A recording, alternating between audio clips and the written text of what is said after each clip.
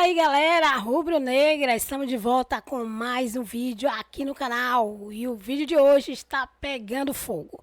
Vamos falar do confronto entre Brasil e Paraguai. Chegou o dia tão esperado, onde Ancelotti finalmente vai estrear em solos brasileiros. Isso mesmo, gente, dentro da casa do Brasil. Um jogo que fez as pessoas ficarem apreensivos. Já estão apreensivos antes do jogo rolar. Todos estão tremendo porque querem ver a vitória. E além do mais, hoje o Ancelotti está fazendo 66 anos, está ficando mais velho. Então ele quer ganhar esse jogo no dia aí em que ele fica mais velho para se consagrar cada vez mais. Ancelotti enlouqueceu geral com essa escalação surpreendente que ninguém esperava. Depois é hora de falar do nosso Mengão no Mundial. A pressão está enorme e o mercado da bola na Gávea está explosivo, com negociações que podem mudar tudo no Mengão para esse Mundial. E claro, não podia falar e faltar, claro, os comentaristas do Sport TV, que vai trazer tudo para vocês a partir de agora. Por isso, deixamos aí os créditos para a Sport TV, que vem com tudo ao vivo, sem papas na língua e trazendo tudo que a gente quer saber. Por isso, já se inscreve no canal, já deixa seu like, já ativa o sininho para não perder nada, compartilha o vídeo com seus amigos rubro-negros que também gostam da seleção brasileira. E claro, fica comigo até o final porque o vídeo de hoje está demais. Vamos. Aquela temperatura que vinha acontecendo. Acho que a atuação que o Brasil teve contra o Equador vai muito nesse sentido. Longe de ser brilhante, longe de ofensivamente apresentar algo assim que próximo daquilo que se espera. Mas como a Aline e o Felipe bem lembraram, defensivamente foi um time muito mais seguro, muito mais protetor da área. A gente pode colocar assim. O Equador entrou poucas vezes na área da seleção brasileira. Basicamente não finalizou nenhuma vez cara a cara com o Alisson, não teve nenhuma finalização sem nenhum defensor da seleção brasileira à frente para tentar bloquear. E isso é um primeiro passo, né? Não dá para a gente exigir que hoje o Brasil tenha uma marcação agressiva no campo de ataque, com os setores todos compactos e retomando a bola rapidamente. Isso pode vir aos poucos, a gente torce que aconteça com a seleção. Então, mas você vê esse comentário de vocês, acho que ilustra muito a draga em que estamos metidos, né? Porque a realidade hoje é para celebrar que o Brasil tenha sido seguro contra a seleção equatoriana. Porque é uma seleção, embora hoje melhor do que a nossa, é a realidade, uma seleção de prateleira média no futebol mundial, que não está entre as grandes seleções que jogarão, porque o Equador vai jogar a Copa do Mundo. Então, assim, a gente hoje se vê obrigado a celebrar que o Brasil, que já levou 16 gols nas eliminatórias, o Equador levou 5, foi seguro contra o Equador fora de casa, porque a gente veio de um patamar muito baixo. O Brasil só não tinha levado gol em 3 partidas até então, contra o Equador em Curitiba, com os 2 jogos contra a seleção peruana, até a Bolívia fez gol no Brasil aqui, então o Brasil estava sendo muito vazado. Dos times que hoje estão entre os 7 primeiros, só a Venezuela levou mais gol que o Brasil, levou 17, a gente está quase igual a Venezuela levando gol, então a realidade nos obriga a falar, pô, que bom, o Brasil foi seguro contra o Equador em Guayaquil. E a partir de hoje, não sei se vai dar tempo, a gente espera algo mais do que apenas ser seguro, porque quem quer ganhar uma Copa do Mundo não pode se contentar com isso. E a gente é Brasil, embora com os pés no chão pelo momento. Mas eu vou iniciar a minha roda de especulação aqui, de desejos do Carlo Ancelotti. Vou iniciar.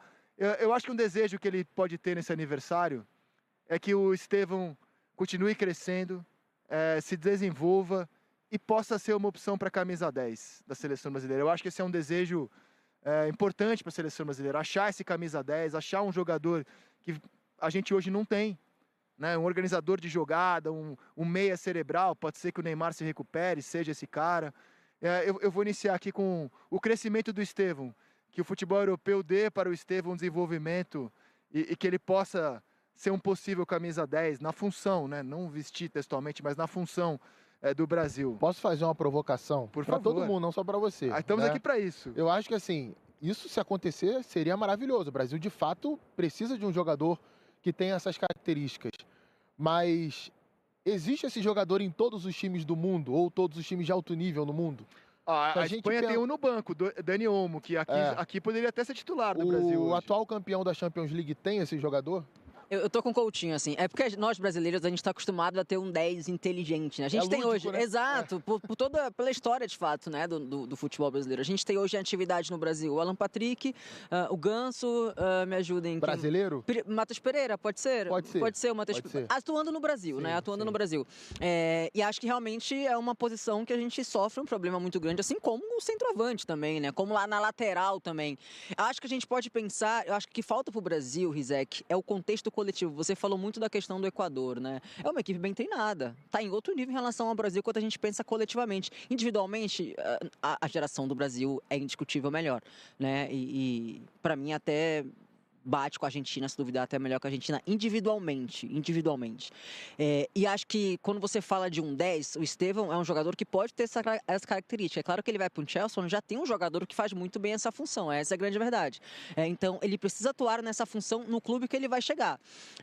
Mas acho que o nosso maior problema, assim, quando a gente pensa num jogo mais criativo, de ligação, de coletividade, acho que está no setor do meio de campo. E não é somente pela ausência de um 10.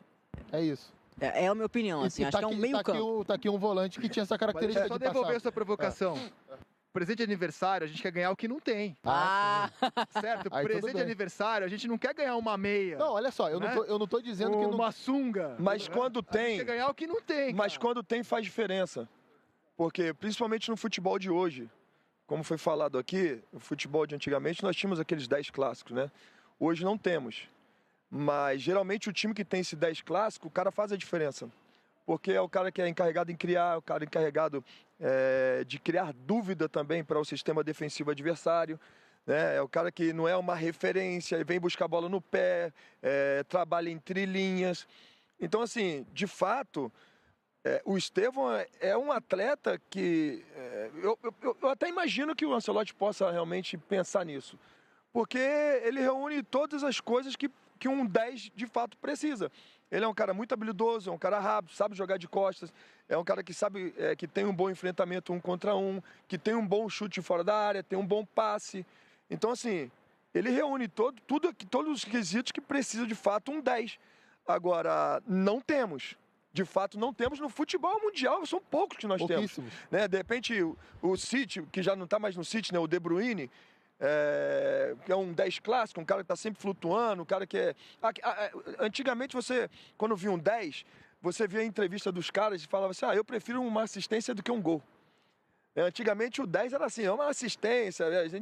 O Felipe Maestro, na época, cresci vendo o Felipe Maestro jogar, e aí, poxa, ele fazia um drible, tocava, um gol, uma assistência. Então, assim, não está em extinção, mas de fato está difícil ver esse número 10 e quando tem esse 10 faz uma diferença Então, isso enorme. que eu ia falar, olha a diferença dos últimos, pensando em seleções, tá? O 10 da Croácia foi o Modric nas 2 últimas Copas do Mundo. Levou a Croácia a 2 semifinais. A França transformou o Griezmann num camisa 10. Mas aí são jogadores diferentes, né? Claro. Atuam em faixa... O meu ponto é o seguinte, Rizek.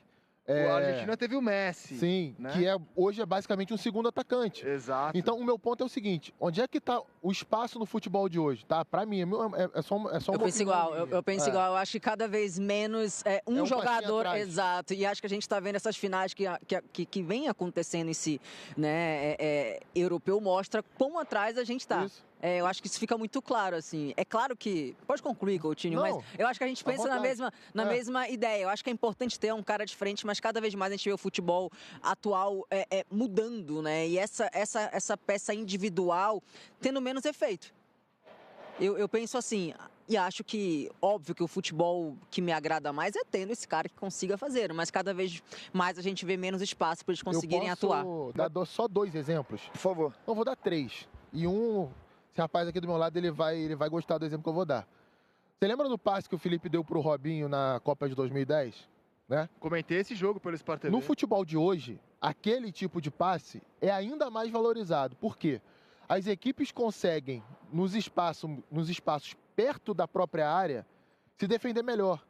Unir mais, linha de meio campo, linha de defesa. Então, quando você tem um cara de trás que enxerga o jogo e tem essa capacidade do passe, que vai romper linha, não só nas costas da defesa, mas para encontrar alguém, entre a linha de defesa, a linha de meio campo, uma inversão rápida que pega um ponta no mano a mano, uma bola em profundidade que vai pegar um atacante nas costas da defesa.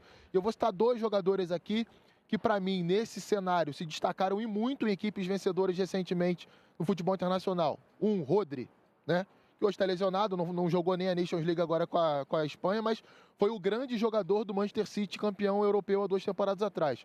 2, Toni Kroos, que olha a falta que fez ao Real Madrid nessa temporada. Por quê? Lembra da história do Tite, do ritmista? O que ele falava era exatamente isso. É o jogador que vai dar ritmo para o time, que vai acelerar quando tem que acelerar a circulação de bola, que vai pisar na bola e vai gerenciar o ritmo do meio-campo, que vai escolher as jogadas que vão fazer a equipe entrar no terço final do campo, perto da área adversária. Então, assim, não que...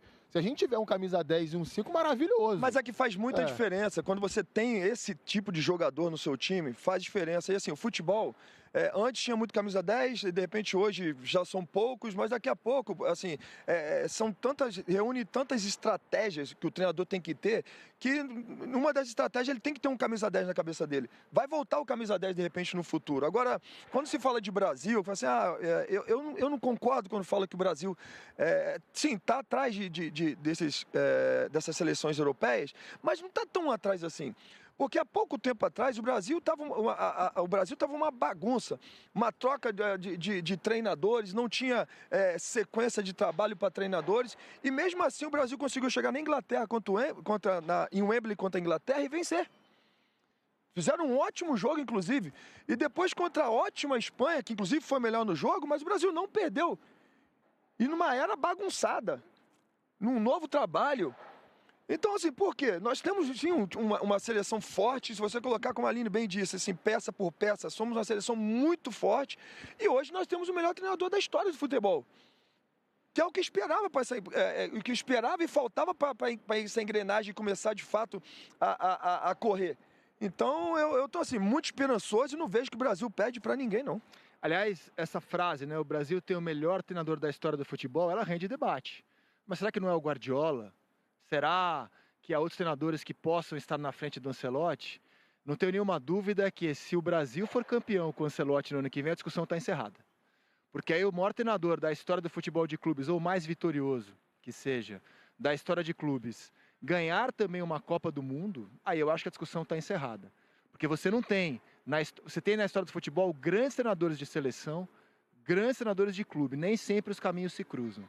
Se o Ancelotti tivesse caminho cruzado, ganhar uma Copa com o Brasil depois de 26 anos, somado ao currículo impressionante que ele tem de 5 Champions, 5 Mundiais, campeão na Espanha, na Alemanha, na Itália, na Inglaterra, na França, entre outros títulos, aí eu acho que a fala do Felipe não tem nem começa o debate, aí é um decreto mesmo. Só que essa caminhada iniciou contra o Equador e ela é longa, embora com um tempo curto para a gente, ela é longa.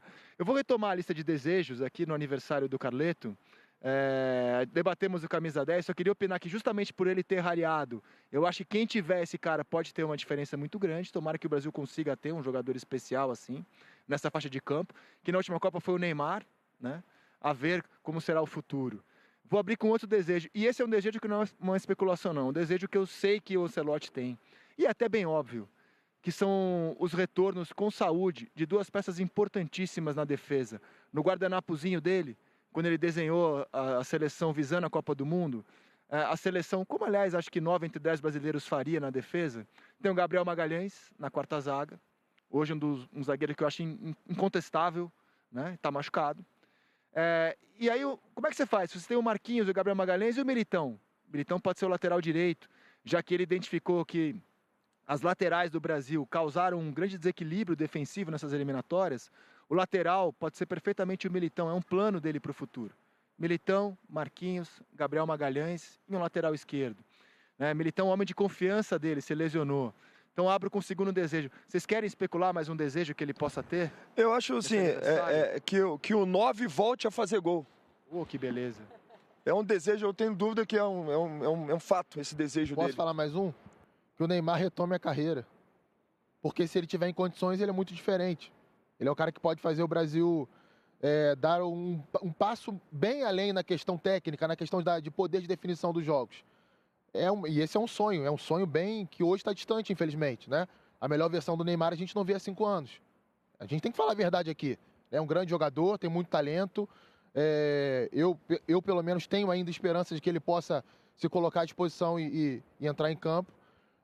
E aí eu não sei, é uma questão de vida particular, pessoal dele, não convivo com ele, não sei. Apenas avalio aquilo que a gente vê dentro de campo. Infelizmente, recentemente, ele não tem conseguido se colocar no melhor nível físico e conseguir ter sequência, né? Se livrar das lesões e também a questão do condicionamento em cada partida. Então, acho que esse é um outro desejo. A gente está falando de vários desejos aqui, né? E assim, todos eles, eu acho que são possíveis de você alcançar até a Copa do Mundo. A gente tem que lembrar, é bom lembrar isso, a última vez que o Brasil foi campeão do mundo, há um ano da Copa de 2002, o Brasil perdia para Honduras numa Copa América, né? Então, pode parecer que a terra está arrasada, que o mundo acabou, que nada mais vai acontecer com a seleção brasileira. Gente, ciclo de Copa do Mundo é muito enganoso. Tem muita seleção que faz esse ciclo maravilhoso, chega na Copa e não consegue jogar bem. Aliás, os últimos 3 títulos do Brasil tiveram turbulência às vésperas do Mundial. Embora o Brasil tenha se classificado bem com o Saldanha para 70, inclusive contra o Paraguai, né? Derrota o Paraguai 1-0 e vai para a Copa, a seleção identifica ali problemas de relacionamento e tal e troca o Saldanha pelo Zagallo, 70.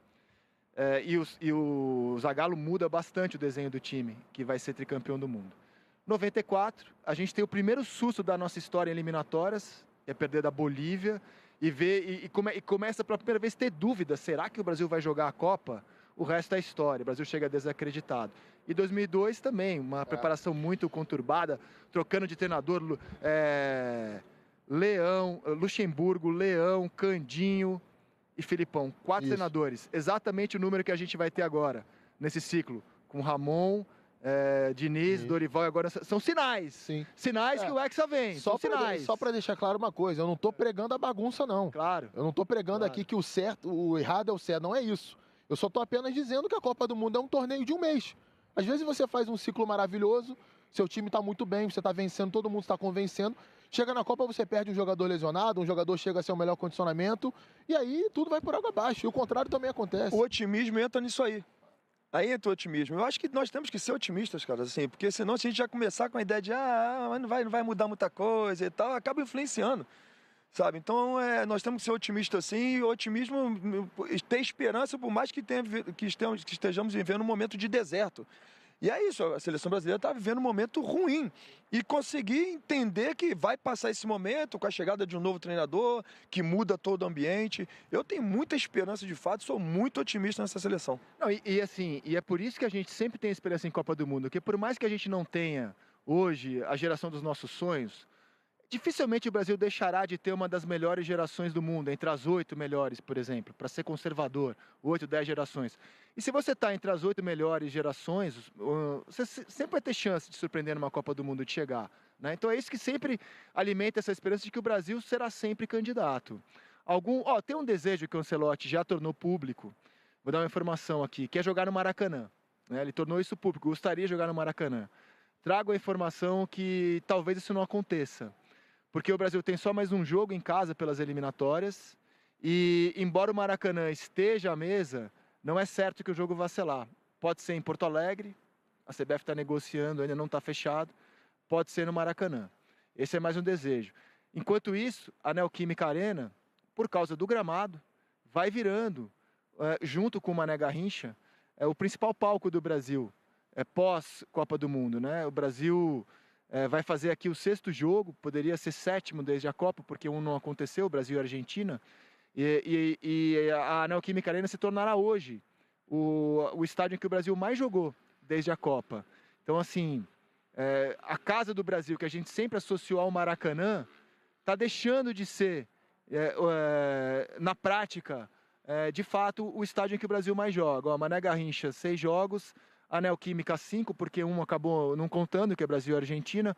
Hoje o 6º jogo, Mineirão 5 jogos, Newton Santos 5, aí vem o Maracanã. O Brasil jogou mais vezes no Newton Santos que no Maracanã, desde 2014, quando ele foi inaugurado.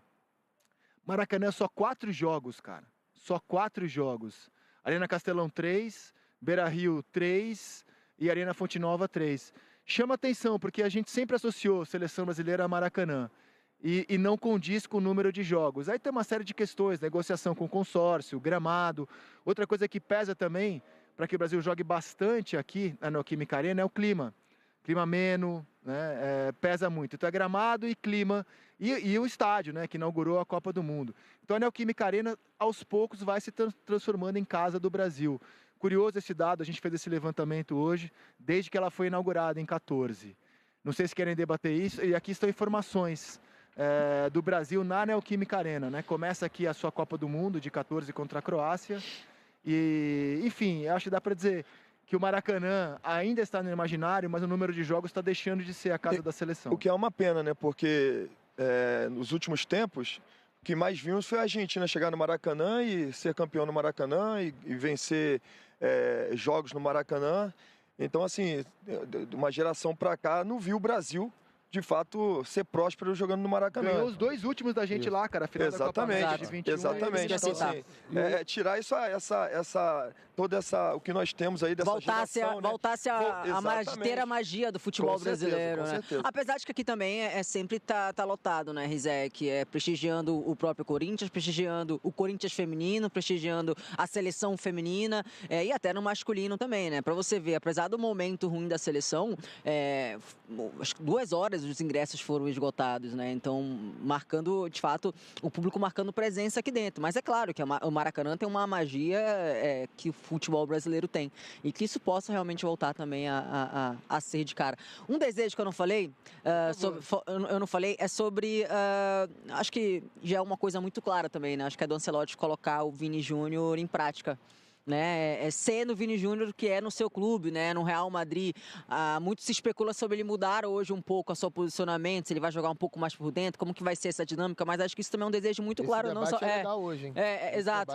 Então acho que um dos desejos dele para hoje talvez é o Vini ser o mais próximo possível do que ele é no Real Madrid, né? Você gostou do Vini contra o Equador? A gente debateu isso, o Felipe Melo estava no Seleção do dia seguinte. Eu e Felipe, a gente pensou parecido, né? Assim, eu gostei do Vini contra o Equador. Achei que para um time que atacou pouco, as principais jogadas do Brasil saíram do pé do Vini. Aquela bola do Casemiro fraquinho, que o Gerson faz o corta-luz e o goleiro defende. A jogadaça absurda que ele fez numa inversão do Estevão, ele cruza e o Richarlison não conseguiu aproveitar. Eu gostei, claro que não foi o Vinícius Júnior brilhante, mas eu achei para mim ele foi o melhor jogador do Brasil contra o Equador. É muito complicado quando a gente fala do desempenho individual dos jogadores, sobretudo ofensivamente, sem colocar o contexto coletivo, cara. Porque você deixar o Vini Júnior contra 2 jogadores sem espaço não é característica dele ali, né? Um cara que você tem que girar com velocidade para ele conseguir mostrar sua superioridade. Ainda não é realmente, né? Acho que não chegou perto do Vini, mas foi superior a alguns jogos que a gente acabou vendo recentemente. Mas foi por isso, foi que a gente entrou num consenso de fato, porque o Vini, nesse jogo, ele não estava pegando a bola no último terço de campo. Ele estava pegando a bola um pouco mais perto do meio campo, onde ele tinha espaço para fazer 1-2, como ele faz no Real Madrid. Então, assim, foi disso que as jogadas começaram no Vinícius Júnior. Então, eu acho que hoje a tendência de um Paraguai mais atrás é que ele pegue muito mais na bola e crie muito mais ocasiões de gol para a seleção brasileira. Sempre pegando a bola um pouco mais atrás, ao invés de pegar na última linha, que é o que ele estava fazendo na seleção brasileira. Mas a prévia que diz hoje é um outro posicionamento em si dele. Só estou na dúvida. Aí nós vamos falar sobre isso também, porque, inclusive, ontem eu falei que não me surpreenderia se o Ancelotti colocasse para jogar o Estevão como 10. Mas assim, porque o Martinelli, ele não está acostumado a jogar pela direita, ele joga de pé trocado. Essa é a jogadaça. Exatamente, ele joga de pé trocado. Então ele vai colocar o Martinelli aqui, vai ficar com o Vini e com o Matheus Cunha na frente, os caras vão... mais basicamente o que eu falei com outras peças, com outros nomes. Eu acho que o que pode acontecer hoje é o seguinte, e aliás eu até estava buscando isso agora há pouco ali, alguma coisa na memória me indicava isso. Brasil e Colômbia ano passado, jogo... Na Colômbia, aquele jogo que a Colômbia vira, o Brasil, abre o placar muito cedo, inclusive com o gol do Martinelli, era o Fernando Diniz ainda o técnico da seleção brasileira. Naquele jogo, ele começa a partida com o Vini por dentro e o Martinelli pela esquerda. Óbvio, os dois tendo liberdade para trocar de posição de vez em quando. Eu acredito que talvez a gente possa ver algo parecido com isso, porque se a gente imaginar a provável escalação, apurada pelos nossos amigos do GE, a gente deve ter o Rafinha partindo da direita, com o lateral, que é o Wanderson, que tem passagem. Então, o Rafinha pode circular da direita para o meio e o Wanderson ocupar o lado direito. Deixa eu fazer um pedido para a produção, plugar a escalação do Brasil contra o Equador E essa prévia apurada pela nossa reportagem, né, pela Joana mais cedo e o Caê depois do treino do Brasil, até para o Coutinho ter os desenhos. Tá aí, Coutinho, tá na tela, ó. Ah, maravilha. Esse aí é o jogo contra o que pode acontecer contra o Paraguai. Então tá, ali o que a gente tá vendo é o seguinte, a única coisa que eu acho que pode Não foi essa que nós vimos, né? O que nós vimos era uma linha de 4 lá na frente, Matheus Cunha, Vinícius Júnior, Martinelli pela esquerda e Rafinha pela direita. Talvez esteja assim, Felipe, pela questão do gráfico ali, né? Que seja, exatamente. De encaixar o nome dos jogadores, né? Mas enfim, talvez o ponto de partida seja esse mesmo, mas aí, frisando o seguinte, o Rafinha, muito provavelmente, não vai ser um jogador fixo pelo lado direito. Ele vai circular para o meio para tentar se aproximar do Casimiro e do Bruno Guimarães e também do Matheus Cunha e liberar o corredor direito para o Wanderson. Que precisa subir, né, hoje? Hoje ele precisa subir. Ele tem que ocupar aquele setor ali. E pela esquerda, se repetir o que aconteceu do jogo contra o Paraguai, o jogo contra o Equador, perdão, o Alexandre seria um lateral um pouco mais conservador, um pouco mais preso, né? Fazendo muitas vezes a saída de 3 com os zagueiros e deixando a amplitude do campo para o Vini Júnior ou para o Martinelli. Aí fica ali a cargo dos dois esse entendimento. Eu citei esse jogo contra a Colômbia, ainda com o Diniz, porque foi um dos pontos positivos do Brasil naquele jogo. A gente pega o primeiro tempo daquele jogo, enquanto o Brasil conseguiu jogar, era uma coisa que estava confundindo demais a marcação colombiana ali pelo lado direito da defesa adversária e os dois se entrosando bem. Ora o Vini vindo por dentro, ora o Martinelli abrindo. Não é uma novidade isso para o Vini. O Ancelotti no Real Madrid já fez isso com o Vini algumas vezes, né? O Vini já jogou por dentro, já jogou por fora, não fixo, né? Porque você não pode prender um jogador desse, tem que deixar ele confortável para buscar o lado do campo em alguns momentos, porque ele gosta de receber a bola de frente, para o enfrentamento individual, circular a bola rápido, fazer a bola chegar até ele. Acho que esse é um ponto que o Brasil pode explorar bastante hoje. Agora, minha leitura, caso essa escalação seja confirmada, é que o Ancelotti está esperando um Paraguai super defensivo, né? Mas não está errado. Exato, muito conservador, até porque é o histórico do Você quer um dado? Né? Quer um dado com o Alfaro? O Paraguai com o Alfaro, dos 9 jogos, em 8 teve menos posse de bola que o adversário. Só teve mais contra a Venezuela e jogo em Assunção. Desses 8 jogos com menos posse de bola, em 3 ele teve menos que 30% da posse de bola. Então, assim, é claro que o jogo tem 90 minutos e são várias histórias ao longo de um jogo, mas o cenário hoje aqui não vai ser muito diferente do Paraguai marcando. Se a gente repetir o que aconteceu em 2002, tudo bem fazer um ciclo ruim, né? Não vamos reclamar quando a sexta estrela vier. Mas, amigos, hoje pela manhã, um clima bem tranquilo aqui no Hotel da Seleção, pouca movimentação, apenas o presidente da CBF, Samir Chaldi, veio até aqui conversar com os jogadores. De manhã, os atletas também tiveram uma sessão de vídeos para se preparar para o Paraguai e depois uma ativação. Por volta do meio-dia, teve também o almoço e esse almoço teve um momento de descontração bem bacana, porque hoje é aniversário do Carlo Ancelotti, completando 66 anos. É aniversário também do Bento, nosso goleiro, que está completando 26 anos. Então, teve canto de parabéns, a equipe cantou parabéns para eles. Depois, teve também um bolinho que a galera cortou. E é interessante observar, né, que na hora de distribuir os bolos, o Ancelotti deu o primeiro pedaço para o Rodrigo Caetano e o Bento para o Tafarel, goleiro campeão em 94, ídolo da nossa seleção, que hoje é preparador dos goleiros da seleção brasileira. Olha que bacana que foi esse momento. Então, todo mundo bastante descontraído por aqui. Deu para ver nos momentos que os jogadores circulavam pelo saguão do hotel um semblante de concentração para essa partida, principalmente os que serão titulares ou cotados à titularidade, caso do Martinelli, que passou com o rosto bem concentrado para esse jogo e há expectativa de que ele possa ser titular no lugar do Gerson, né? Para hoje, então, a seleção agora à tarde vai descansar, vai ter lanches e às 19 horas fará a preleção antes de sair para o estádio, cerca de 20 quilômetros de distância com os batedores.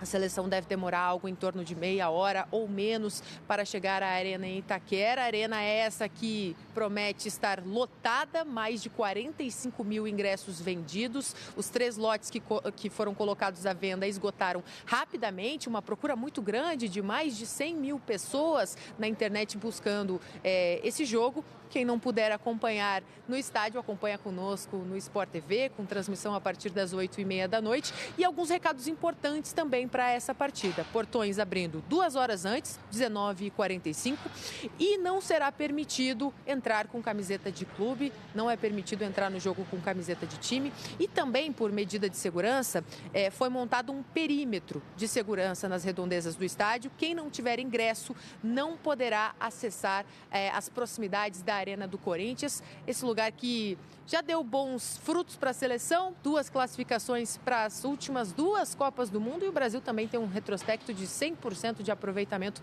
por lá com a seleção principal. 5 jogos, 5 vitórias. Vamos ver se conseguimos estender para 6 esse número hoje, Rizek. Chegando a hora.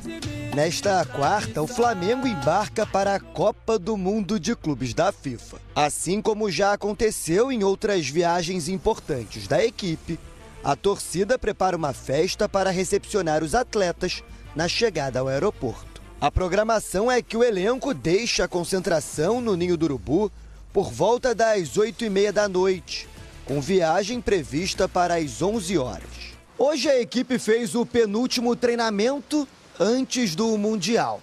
Durante as atividades, Felipe Luiz busca alternativas para escalar Jorginho. Enquanto isso, o futuro de Gerson segue indefinido. A minha posição que eu me sinto mais confortável é aquela de 5 para poder ajudar na construção, na saída de trás, para poder quebrar a pressão do adversário e facilitar assim o jogo dos meus companheiros, mas sem problema nenhum de jogar como segundo volante também. Me sinto super confortável nas 2 posições. Quanto ao capitão, mesmo se for vendido para o Zenit, a participação no Mundial está garantida. Nesse momento, a tendência é que a equipe russa pague a multa do volante, que gira na casa dos 25 milhões de euros, o equivalente a 157 milhões de reais. Em coletiva com os jornalistas na tarde de ontem, Ancelotti também comentou a possível transferência do meio-campista da seleção. Sí, hemos hablado de este tema, he hablado con él, y obviamente es una decisión absolutamente personal que no afecta a las decisiones que nosotros vamos a tomar cuando empezará el Mundial, sea lo que sea el campeonato. Si él va a jugar a Rusia, lo evaluaremos en el campeonato de Rusia, como intentaremos de evaluar todos los jugadores que están en todos los campeonatos, e que são muitos, são muitíssimos. A atualização do departamento médico também interessa a Felipe Luiz. Nesta segunda, Plata voltou a treinar no gramado com os companheiros. O atacante se recupera de um edema ósseo no joelho direito. E a expectativa é contar com o atleta já para a estreia da competição. As inscrições para o Mundial se encerram hoje. Mesmo assim, o Flamengo segue no mercado visando a janela de transferências de julho. A negociação com o Carrascal foi formalizada. A diretoria carioca ofereceu 12 milhões de euros, o equivalente a 76 milhões de reais, pelo meia colombiano de 27 anos. E aguarda uma resposta do Dinamo Moscou. Outro nome que surge no radar é o atacante suíço Okafor, de 25 anos, que pertence ao Milan. Revelado pelo Basel, o jogador teve passagem pelo Red Bull Salzburg antes de ser vendido para a equipe italiana. Sem contar com esses atletas, o Flamengo estreia no Mundial segunda-feira na Filadélfia contra o Esperance da Tunísia, às 10 horas da noite.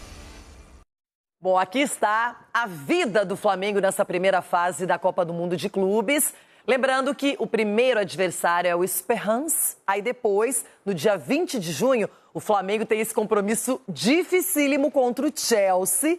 E aí, no dia 24 de junho, o Los Angeles FC é o adversário do Mengão. Então, o que esperar desse Flamengo nessa competição? É um grupo, na opinião de vocês, complicado, médio ou fácil, hein, Cicinho? Renata, a estreia do Flamengo enche o torcedor flamenguista de esperança, né? De esperança, porque você poder estrear, né, frente a uma equipe que não tem tradição, pelo menos a gente não conhece, uma equipe da Tunísia. E assim, na minha opinião, o Flamengo é o time brasileiro que chega em melhores condições para jogar de igual para igual com qualquer time, até com o PSG. Eu falo o quê? Pelos jogadores cascudos que tem, pelo treinador Felipe Luiz, que teve a sua carreira na Europa, entende muito de futebol europeu e que é um excelente treinador, com jogadores na seleção brasileira, seleção do Uruguai. Então, assim, o Flamengo é um time que eu acredito que vai classificar tranquilamente. E olhe lá se não classificar em primeiro lugar. Olha, confiança do Cicinho. Edu Dracena, você vai na mesma linha? Não, eu vou um pouco mais difícil. Eu acho que é mediano. Até porque o Cicinho falou, a gente não conhece o futebol. Então, de repente, pode ter surpresa. A gente já viu vários times surpreendendo outros, né, com mais qualidade. Então, o futebol já te proporciona isso, Renato. Então, por isso que o Flamengo tem que entrar atento. Não só o Flamengo, mas todos, o Palmeiras, o Botafogo. Até porque os times que estão ali são times que fizeram por onde estar ali, né? Conquistaram vagas, né, ganhando títulos ou até mesmo ganhando essa oportunidade pelo ranking. Então, eu acho que tem que estar atento, sim. É claro que o Flamengo é um time muito forte. O Felipe Luiz ainda mais chegando jogadores importantes, o próprio Jorginho chegando agora, com certeza potencializa muito mais a equipe do Flamengo. Mas eu vejo que é um grupo também mediano. O bicho-papão aí é o Chelsea nesse grupo, mas dá para ganhar, por exemplo, do Esperance e também do Los Angeles, Ronaldão. O Edu não acordou ainda, não é possível. Ele não acordou. Você até parece que está vivendo agora. Tá viajando, é que o Flamengo da Libertadores tropeçou no Central. Mas o Los Angeles bom é o Lakers.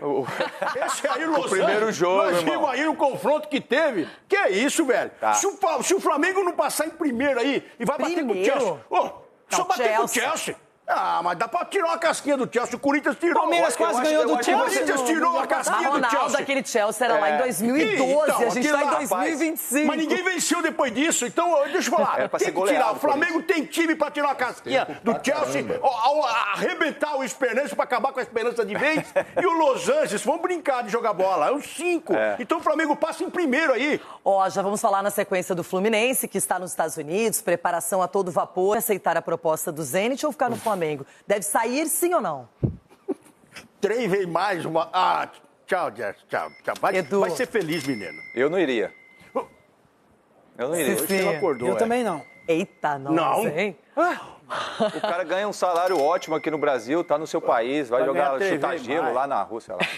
Eu era pobre de marré, não aceitei uma proposta da Rússia quando era jogadorzinho. O Gerson tá com o bolso cheio de dinheiro. Não é pelo dinheiro, é pelo futebol dele também. Que pra ele seleção brasileira também vai... Pela carreira em si. Agora, quem já foi, Fluminense, está nos Estados Unidos, se preparando com tudo para o Mundial. É isso aí, galera rubro-negra. O que vocês acharam dessas novidades aí da seleção brasileira? Essa mudança de Ancelotti aí, tirou o Richarlison da escalação. O Ancelotti surpreendeu a todos e o jogo de hoje promete vir com tudo. Os brasileiros estão ansiosos, o estádio já estão com todos os ingressos vendidos e vai lotar, gente. Então, o Mundial também chegando e o mercado da bola aí pegando fogo do Mengão, né? Uma coisa é certa, a emoção não vai faltar. Tanto aí na Neoquímica, com o jogaço do Brasil com o Paraguai, quanto também o primeiro jogo aí do Mengão com a Esperança lá no Mundial. Deixa aí os comentários, a opinião de vocês e, claro, quero saber de tudo. E não esquece, galera, de deixar o seu like, se inscrever no canal, ativar o sininho para não perder nada que rola aqui no canal sobre o Mengão e também sobre a seleção brasileira, que a gente tá com muita esperança. Deixa aí também o seu placar. O meu placar hoje eu quero 3-0 pro Brasil em cima do Paraguai. Isso mesmo. Valeu por vocês continuar aqui comigo. Lembrando, galera, de deixar os créditos aí para a Sport TV e também para o Jogo Aberto com Renata Fã. Até o próximo vídeo.